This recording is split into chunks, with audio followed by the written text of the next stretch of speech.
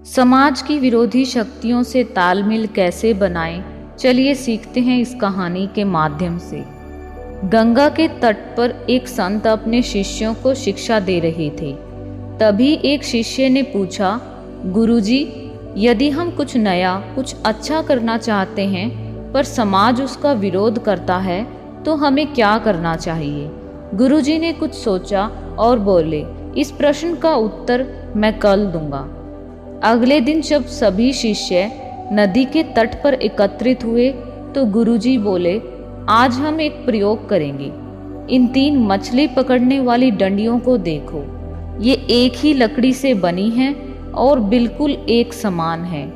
उसके बाद गुरुजी ने उस शिष्य को आगे बुलाया जिसने कल प्रश्न किया था। पुत्र, ये लो, इस डंडी से मछली पकड़ो, गुरुजी ने निर्देश दिया। शिष्य ने डंडी से बंधे कांटे में आटा लगाया और पानी में डाल दिया। फौरन ही एक बड़ी मछली कांटे में आ फंसी। जल्दी, पूरी ताकत से बाहर की ओर खींचो, गुरुजी बोले। शिष्य ने ऐसा ही किया। उधर मछली ने भी पूरी ताकत से भागने की कोशिश की। फलतः डंडी टूट गई। कोई बात नहीं, ये दूसरी डंडी लो और पुनः प्रयास करो, गुरुजी बोले। शिष्य ने फिर से मछली पकड़ने के लिए कांटा पानी में डाला। इस बार जैसे ही मछली फंसी, गुरुजी बोले, आराम से, एकदम हल्के हाथ से डंडी को खींचो। शिष्य ने ऐसा ही किया, पर मछली ने इतनी जोर से झटका दिया कि डंडी हाथ से छूट गई। गुरुजी ने कहा, ओहो, लगता है मछली बच निकली। चलो, इस आखिरी डंडी से एक बार फिर से प्रयत्न करो।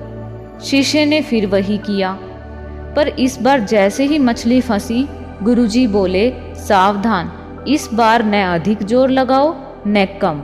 बस जितनी शक्ति से मछली खुद को अंदर की ओर खींचे, उतनी ही शक्ति से तुम डंडी को बाहर की ओर खींचो।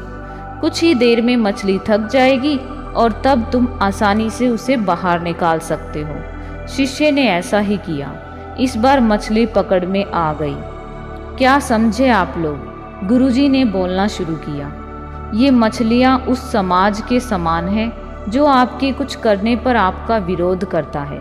यदि आप इनके खिलाफ अधिक शक्ति का प्रयोग करेंगे तो आप टूट जाएंगे। यदि आप कम शक्ति का प्रयोग करेंगे तो भी वे आपको या आपकी योजनाओं को नष्ट कर देंगे। लेकिन यदि आप उतने ही बल का प्रयोग करेंगे जितने बल से वे आपका विरोध करते हैं, तो धीरे धीरे वे थक जाएंगे और हार मान लेंगे और तब आप जीत जाएंगे। इसलिए कुछ उचित करने में जब ये समाज आपका विरोध करे तो समान बल प्रयोग का सिद्धांत अपनाइए और अपने लक्ष्य को प्राप्त कीजिए और हमेशा खुश रहिए।